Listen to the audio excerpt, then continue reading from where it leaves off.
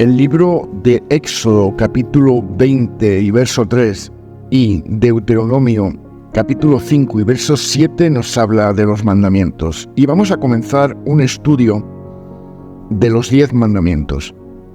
El primer mandamiento, según estos textos, nos dice: no tendrás dioses ajenos delante de mí. Este mandamiento es el de la fidelidad absoluta. No se trata, sin embargo, de una afirmación de monoteísmo puro, como sí lo es la declaración de fe de Deuteronomio 6, 4 y 5, el Shema Israel. Exhorta a Israel a optar por Yahvé, el Dios liberador. Israel tiene una historia reciente que avala este llamado al compromiso igual historia, que está tan viva en la memoria y debe estarlo por generaciones, que Moisés y su generación eran quienes habían experimentado ellos mismos este acto de liberación histórica. Según Éxodo 19, 1 al 3, al tercer mes de haber salido los hijos de Israel de la tierra de Egipto, ese mismo día llegaron al desierto del Sinaí. Habían salido de Refidim y al llegar al desierto de Sinaí acamparon allí mismo. Israel acampó allí frente al monte y Moisés subió a encontrarse con Dios. Por lo tanto, no había que hacer un gran esfuerzo por vincular en sentimiento y pensamiento la salida de Egipto con la adoración al Señor, como Él, Dios por encima de todos los demás señores de los otros pueblos. Servir a Yahvé era comprometerse con el Dios que les regaló la libertad y la esperanza de vivir en la tierra prometida a los primeros patriarcas. Jesús afirmará que es imposible servir a dos señores. O Israel está con los dioses sustitutivos que apelan directamente a los fenómenos naturales como la lluvia, la siembra, el crecimiento de las plantas, las cosechas y la fertilidad humana, o está con Yahvé, que actúa en su propia historia de pueblo acompañándolo en el camino por el desierto.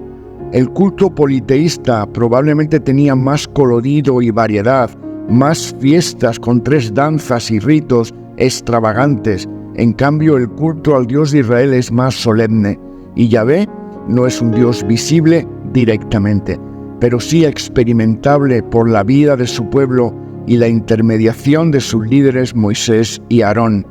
Además, el monoteísmo hace posible la ciencia moderna por su concepción de la unidad de la naturaleza. El mundo tiene un único origen para todo lo que existe y se mantiene mediante un complejo sistema de leyes.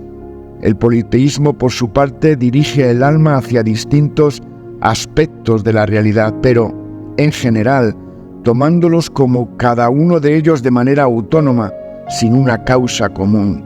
En Israel la tentación era la religión de Baal, la religión de los fenicios, de los asirios y los cananeos, con sus dioses de la fecundidad, de las plantas y de las personas. De ahí que era práctica común en aquellos santuarios como consecuencia de la veneración de la fertilidad, la denominada prostitución sagrada, es decir, las relaciones sexuales estimuladas y justificadas por la religión en los ámbitos religiosos como un rito más.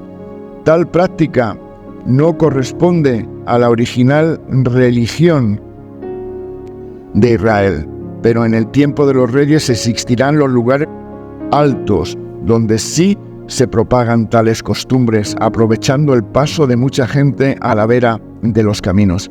Jesús tuvo que enfrentar la tentación de violar el primer mandamiento, como nos relata Mateo capítulo 4. La visión y ambición del poder político, económico y social forma parte de la naturaleza humana, y Jesús fue tan humano como cualquiera de nosotros, aún en ello, pero tuvo y pudo vencer la tentación, poniéndose en las manos de Dios para toda su actuación pública y su vida privada.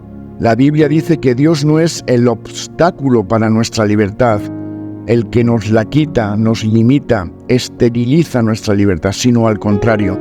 Dios es el que inventa nuestra libertad, la reinventa, nos las da continuamente.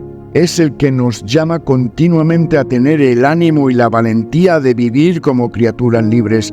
No cualquier Dios libera.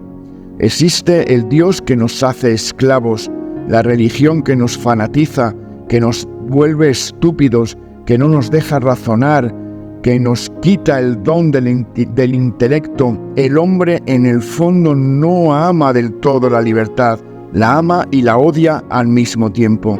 Nuestra relación con la libertad es complicada. La queremos y le tenemos miedo. Cuando el hombre es esclavo, ama la libertad, pero cuando la tiene, no sabe qué hacer con ella.